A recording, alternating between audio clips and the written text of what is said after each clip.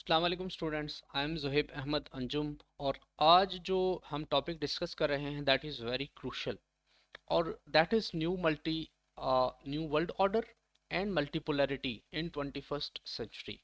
और इसमें हम स्पेशली बात करेंगे जो पावर्स यूएसए और नेटो पावर्स या जी7 से हटके जो इमर्ज कर रही हैं उनकी, मिडल पावर्स इनको कहा जा रहा है इस वक्त जैर्गन में, और मल्टीपोलैरिटी कैसे इंक्रीज हो रही है, ब्रिक्स की एक्सपेंशन हो रही है, इंटरनेशनल पॉलिटिकल इकोनॉमी को रिवायर किया जा रहा है, and how rebalancing is being done in middle east. ये हम चंद कुछ बातें डिस्कस करेंगे। और ये हमारे जो है ना आज के जो जो डिस्कशन है, इसकी जो आउटलाइन है मेनली वो यही होगी। इसमें इससे पहले कि मैं आगे बढ़ूं, सबसे पहले आपके साथ क्वेश्चन जो है वो डिस्कस करूं। आपसे क्वेश्चन ये पूछ सकता है कि what can be the possible contours of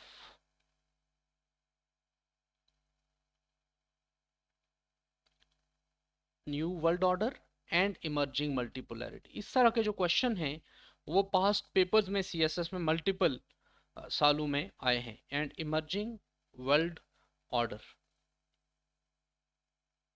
या इसको वो लिंक कर सकता है कि how do you think the expansion of BRICS या एक्सपेंशन ऑफ एससीओ या एक्सपेंशन ऑफ जी7, ये सारे के सारे जो है ना, या एक्सपेंशन ऑफ जी20, इनमें से कोई भी ऐड करके या एक या दो ऐड करके वो आपसे पूछ सकता है कि how do you think this is reshaping new world order, and how is this contributing towards, how is this transforming the concept of polarity या multipolarity या bipolarity in 21st century, या how is it reshaping global political order या global economic order या world order, या आपसे इस तरह की कोई बात कर सकता है कि how do you think या how do you see the rise of new powers, rise of new economies, and how is it affecting global order या how is it affecting global system।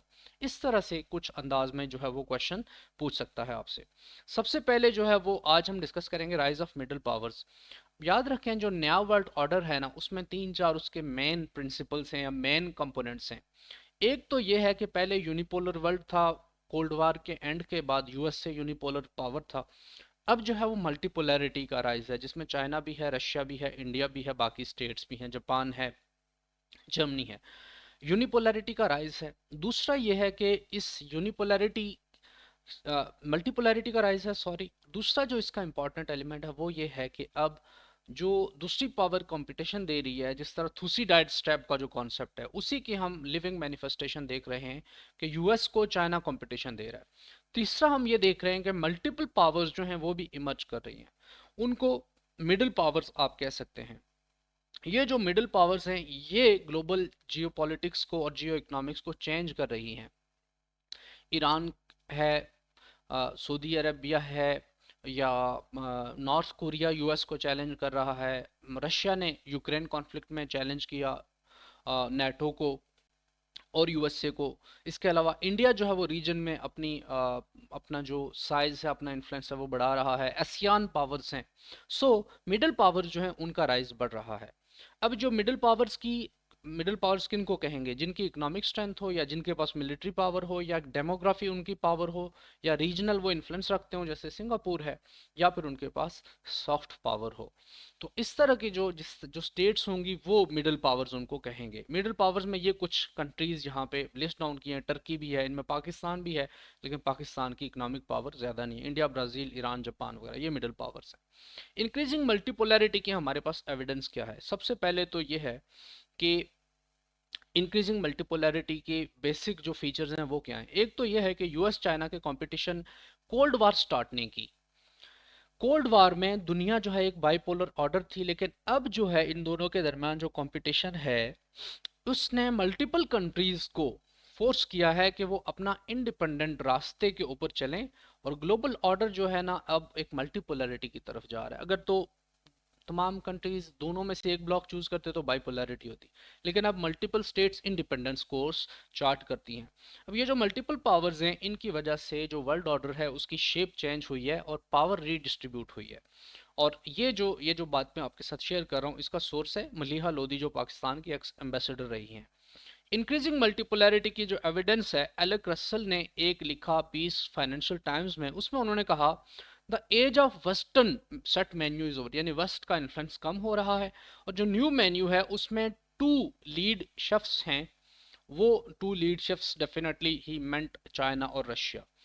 और अगस्त 2023 में ब्रिक्स का जो summit हुआ south Africa में, उसने इन इमर्जिंग पावर्स के ऊपर जो है वो फोकस दोबारा से फोकस जो उनके ऊपर शिफ्ट हुआ। और उससे ये पता चला कि ये जो इमर्जिंग पावर्स हैं वो ग्लोबल ऑर्डर को रिकॉन्फ़िगर करना चाह रही हैं, और जो इंटरनेशनल ऑर्डर है या ट्रेड है या इकोनॉमी है या मिलिट्री है या बिजनेस किस तरह कंडक्ट होगा, सिक्योरिटी है या फूड है या एनर्जी है, वो ये लोग उसके रूल्स ऑफ गेम को चेंज कर रहे हैं। अब ब्रिक्स जो है, इसी दौरान चाइना ने और रशिया ने इन्होंने ब्रिक्स को एक्सपेंड किया। ब्रिक्स जो एक ऐसा एक कंपोजिशन है ऐसी जो कि G7 जो ग्रेट इकोनॉमीज हैं साथ, उनके कंपेटिटर के तौर पे देखा जा रहा है। और ब्रिक्स को जो है वो एक्सपेंड किया जा रहा है। चाइना जो है वो ब्रिक्स के एक्सपेंशन के लिए काम कर रहा है, और इसमें न्यू स्टेट्स जो हैं वो ब्रिक्स के फ्रेमवर्क में ऐड किए गए, जिसमें सऊदी अरबिया है, ईरान है, Ethiopia, Argentina, Egypt and UAE है, जो कि मैंने ब्रिक्स के एक्सपेंशन के लेक्चर में हम डिटेल में कवर करेंगे। ब्रिक्स जो है वो G7 के काउंटर बैलेंस के तौर पे इमर्ज कर रहा है, यानी दुनिया में जो दूसरा पोल इमर्ज कर रहा है एज अ होल, जिसमें कि मल्टीपल पावर्स है, सो मल्टीपोलैरिटी, उसमें ब्रिक्स की एक्सपेंशन हो रही है। And BRICS is rewiring international political economy. International political economy ये होती है कि दुनिया में जो इकोनॉमी है, इकोनॉमी ट्रेड है या बिजनेस है या मार्केट्स हैं, किस तरह से कंडक्ट करेंगे अपने बिजनेस को, इंपोर्ट एक्सपोर्ट किस तरफ होगी, उसके रूल्स कौन देगा, क्या WTO देगा या ब्रिक्स देगा, उसको कहेंगे कि इंटरनेशनल पॉलिटिकल इकोनॉमी का बिजनेस किस तरह से हो रहा है। अल्दो जो जो मैं ये डेफिनेशन दे रहा हूँ ये बहुत ही ओवर सिंप्लीफाइड डेफिनेशन है, बट स्टिल इससे आप एक जनरल कॉन्सेप्ट ले सकते हैं। ब्रिक्स जो है, इसके अलावा ये जो इकोनॉमीज हैं मिडिल पावर्स, वो इंटरनेशनल इकोनॉमिक और फाइनेंशियल सिस्टम में रिफॉर्म की बात करती है। मिसाल के तौर पे चाइना कहता है कि आप डॉलर से हटें, डी डॉलराइजेशन की तरफ जाएं।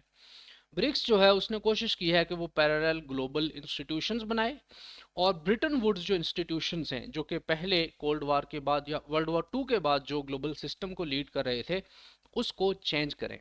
ब्रिक्स की जो एक्सपेंशन है उसने वेट ब्रिक्स का बढ़ा दिया है, जिसका मतलब है कि ब्रिक्स दुनिया की इकोनॉमी का 25% है, और तकरीबन दुनिया के ऑयल रिसोर्सेज का मेजर जो हिस्सा है वो ब्रिक्स कंट्रीज के पास है। इसके अलावा ब्रिक्स जो जोहान्सबर्ग समिट हुआ, उसके थ्रू इन्होंने डी डॉलराइजेशन या यूएस के डॉलर के ऊपर ट्रेड के लिए डिपेंडेंस को कम करने की कोशिश की। साइरल रामाफोसा जो साउथ अफ्रीका के प्रेसिडेंट हैं, उन्होंने कहा BRICS has embarked on a new chapter to build a world that is fair and inclusive. It means कि ये नए वर्ल्ड ऑर्डर की तरफ जाने की कोशिश कर रहे हैं कि जो दुनिया में नया ऑर्डर हो वो इनके रूल्स के तहत हो। So it's a grand bargain, एक ग्रैंड गेम है। ये जो इमर्जिंग पावर्स है ना, वो यूएस चाइना कंपटीशन के ऊपर उसके ऊपर अपना फ़ायदा उठा रही हैं, और कोशिश कर रही हैं कि उनकी बार्गेनिंग पोजीशन दोनों साइड्स के साथ स्ट्रांग हो, और उससे जो है ना ये दोनों के साथ अपने रिलेशंस भी एस्टेब्लिश कर रही हैं, दोनों से फ़ायदा भी उठा रही हैं। साउथ अफ्रीका और ब्राज़ील जैसे जो कंट्रीज़ हैं, वो यूएस चाइना कन्फ्रंटेशन में नहीं आना चाहते, बल्कि सिर्फ जो है वो दोनों के डिवाइड से मैक्सिमम फ़ायदा उठाना चाहते हैं। साथ ही हमने देखा कि SCO एक्सपेंड हुआ था मिडल ईस्ट में, ब्रिक्स भी मिडल ईस्ट में एक्सपेंड हो रहा है, और मिडल ईस्ट में यूएस और सऊदी अरेबिया के दूर जाने के बाद से रीबैलेंसिंग हो रही है। किंगडम ऑफ सऊदी अरेबिया अपनी फॉरेन पॉलिसी को चेंज कर रहा है। KSA ने अपनी डिपेंडेंस यूएसए के ऊपर कम की, अपनी इकोनॉमिक टाइज चाइना के साथ बढ़ाई। चाइना ने सऊदी ईरान रैप्रोशमा को स्पॉन्सर किया, और जिससे रियाज को फायदा हुआ, और रियाज की यूएसए के साथ बार्गेनिंग पोजीशन स्ट्रांग हो गई। ये जो डेवलपमेंट है उसने बाइडेन एडमिनिस्ट्रेशन को अलार्म किया, हिला दिया, और इसने वाशिंगटन में इस बात को एक्सपीडाइट कराया, वाशिंगटन को स्पीड दौड़ने लग गई कि हम मिडल ईस्ट में एक ग्रैंड बार्गेन की कोशिश करें।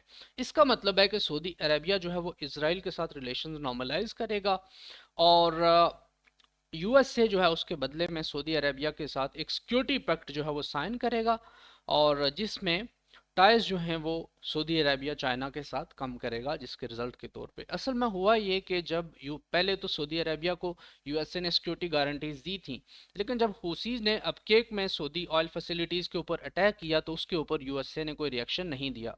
उसके बाद से फिर हाँ, प्रेसिडेंट जो थे पुटन, सॉरी प्रेसिडेंट ट्रम्प, उसने ये भी कमेंट किया कि सऊदीज हमारे बगैर नहीं रह सकते। और बाइडन ने कहा कि हम जो है वो इनको सऊदी अरब को पैरिया स्टेट बना देंगे। उसके बाद मोहम्मद बिन सलमान ने सऊदी अरबिया का जो फासला है वो यूएसए से कम कर दिया। और फिर चाइना को स्पेस मिल गई, चाइना आया। अब सऊदीज को अमेरिका ने एक नया सिक्योरिटी पैक्ट या डिफेंस गारंटी देके चाइनीज के ब्लॉक से निकालना चाहते हैं। इट मीन्स के मिडल ईस्ट में रिबैलेंसिंग हो रही है। किसके फेवर में हो रही है? इट्स प्रीमेच्योर टू से। रियाज जो है वो एक बड़ी टफ बार्गेन प्ले कर रहा है। रियाज चाहता है कि यूएस के साथ एक डिफेंस पैक्ट हो, एक सिविल न्यूक्लियर डील हो, एक मिसाइल डिफेंस सिस्टम वहां से या अदर हाईटेक वेपन्स वहां से लें, और सब्सटेंशियल इसराइल से कंसेशंस लें पैलेस्टीनियंस के लिए। ये सऊदी अरेबिया की डिमांड है, सऊदी अरेबिया की अटेम्प्ट है। रियाज ने ऑयल प्राइसेस को बढ़ा दिया, जिससे वाशिंगटन एनॉय हुआ, क्योंकि वाशिंगटन ने सऊदी अरब को कहा कि आप ऑयल की जो प्रोडक्शन है उसको कम करें ताकि प्राइसेस कम हो। सऊदीज ने ये काम नहीं किया, उन्होंने रशिया के साथ और ओपेक के साथ मिलकर प्रोडक्शन को कम कर दिया ताकि प्राइसेस हाई हों।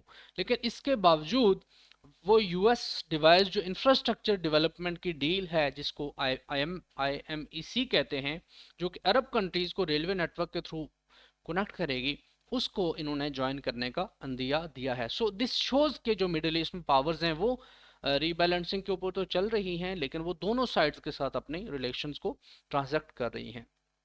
अगर मिडिल ईस्ट की बात करें, टर्की की, तो अंडर तैयब अर्दोगान, उसने भी एक असर्टिव फॉरेन पॉलिसी रीजन में ऑप्ट की है और यूएस और रशिया दोनों के साथ रिलेशंस मेंटेन किए हैं। अंकारा ने यूक्रेन कॉन्फ्लिक्ट को इस्तेमाल करते हुए अपनी पावर को और अपनी लिवरेज को बढ़ाया है। और ना सिर्फ अर्दोगान ने रशिया और यूक्रेन के दरमियान मेडिएट करने की कोशिश की है ब्लैक सी ग्रैंड डील के थ्रू, जो कि जुलाई 2022 में हुई। बाद में तो वो डील उस तरह से नहीं, उसके ऊपर अमल दरामद हो सका और डील खत्म हो गई। लेकिन अंकारा ने उससे अपनी बार्गेनिंग पोजीशन, अपनी लिवरेज स्ट्रांग की। इसकी मदद से ये जो डील थी, शिपमेंट्स जो थी ग्रेन की, उनको यूक्रेन से सेफ पैसेज मिला, जो कि एक बहुत बड़ा एक्सपोर्टर है फूड ग्रेन्स का, ब्लैक सी के थ्रू, जिसके मैरीटाइम रूट्स जिनको कौन कंट्रोल करता था? टर्की। सो इसका मतलब है यूक्रेन कॉन्फ्लिक्ट को टर्की ने अपने स्ट्रेटेजिक गेन्स के लिए इस्तेमाल किया। अंकारा ने जो उसकी नेटो के एक्सपेंशन में के इशू के ऊपर जो लिवरेज है, उसको यूएस से और ईयू से कंसेशन लेने के लिए इस्तेमाल किया, क्योंकि जो ईयू को भी ज्वाइन करना चाहता है और Turkey, but it's a part of NATO, NATO का पार्ट है, और उस एंगल को इस्तेमाल करते हुए टर्की ने मैक्सिमम जो है वो फ़ायदा उठाया। अब पाकिस्तान की सिचुएशन में क्या रेलिवेंस है? रेलिवेंस तो पाकिस्तान की हमेशा है, बट प्रॉब्लम यह है कि पाकिस्तान के इस वक्त दो बड़े इंटरनल क्राइसिस हैं। जब तक हम उनको सॉल्व नहीं करते, हम इनमें से किसी भी गेम का हिस्सा नहीं बन सकते।